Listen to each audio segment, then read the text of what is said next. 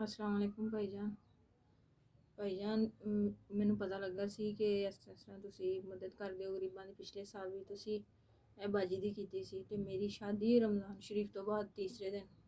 ਤੇ ਮਾੜੇ ਬੰਦੇ ਆ, ਗਰੀਬ ਬੰਦੇ ਆ, ਤੇ ਮੈਨੂੰ ਮੇਰੀ ਕੋਈ ਮਦਦ ਕਰੋ, ਤੁਹਾਡੀ ਮਿਹਰਬਾਨੀ ਹੈ। ਅੱਲਾਹ ਤਾਲਾ ਤੁਹਾਨੂੰ ਰਮਜ਼ਾਨ ਸ਼ਰੀਫ ਦੇ ਮਹੀਨੇ 'ਚ ਇਸ ਚੀਜ਼ ਦੀ ਜਜ਼ਾ ਦੇਗਾ। ਅਸੀਂ ਗਰੀਬ ਬੰਦੇ ਆ, ਵਾਲਦਾ ਮੇਰੀ ਸਿਰ ਤੇ ਨਹੀਂ ਹੈ, ਮੇਰੀ ਵਾਲਦਾ ਨਹੀਂ ਹੈ। ਮੈਂ ਖੁਦ ਘਰਾਂ 'ਚ ਮਿਹਨਤ ਮਜ਼ਦੂਰੀ ਕਰਕੇ ਤੇ ਆਪਣਾ ਟਾਈਮ ਪਾਸ ਕਰਨੇ ਆ। ਤੁਹਾਡੀ ਮਿਹਰਬਾਨੀ, ਮੇਰੀ ਮਦਦ ਕਰੋ। अस्सलाम वालेकुम। अल्लाह ताला ਤੁਹਾਨੂੰ ਜ਼ਿਆਦਾ ਦੇਵੇ। ਤੁਹਾਡੀ ਤਰਫੋਂ ਮੈਨੂੰ ਭਾਈਜਾਨ 10,000 ਰੁਪਇਆ ਮਿਲਿਆ ਹੈ।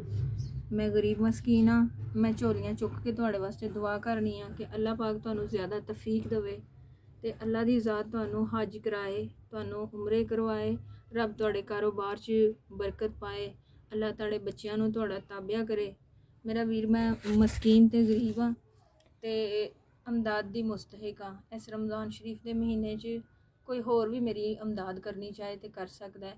ਭਾਈਜਾਨ, ਤੁਹਾਡੇ ਜੈਸੇ ਲੋਕਾਂ ਦੀ ਮਦਦ ਨਾਲ ਚਲੋ ਕੋਈ 4 ਬਿਸਤਰੇ, ਬਰਤਨ ਵਗੈਰਾ ਅਸੀਂ ਬਣਾ ਲਾਂਗੇ ਤੇ ਅੱਲਾ ਦੀ ਜ਼ਾਤ ਦਿੰਦਿਆਂ ਨੂੰ ਦਿੰਦੀ ਹੈ ਮੇਰਾ ਵੀਰ। ਤੇ ਤੁਹਾਡੀ ਬੜੀ ਮਿਹਰਬਾਨੀ।